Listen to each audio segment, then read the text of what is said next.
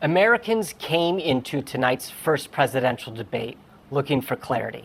Instead, they got a lot of chaos.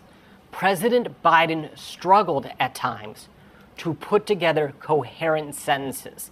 He got lost mid-thought. He talked about beating Medicare. He struggled to make his case on why abortion rights are needed, or even about his leadership in the economy, saying at one moment early on that he'd created 15,000 jobs when the actual number was more than 15 million.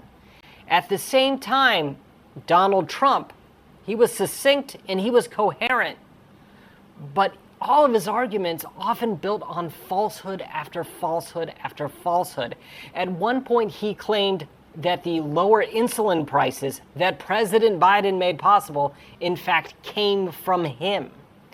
He claimed not to have had sexual affairs with a porn star, and the two candidates at one point were debating their golf scores. This is a far cry from what many Americans wanted, and instead of getting answers, they have a lot more questions about the fate of the country and the choice in November.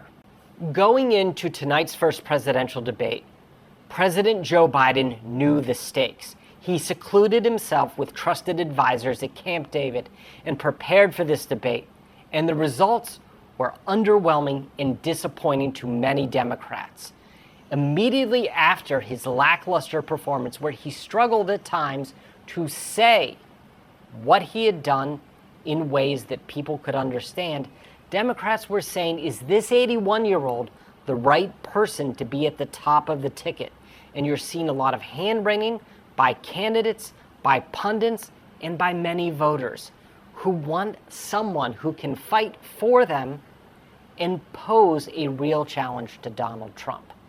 As a result, over the next few weeks, there will be more doubts and more questions about what Biden is doing. And he's really going to have to prove whether the debate performance was merely a fluke or a sign of problems ahead.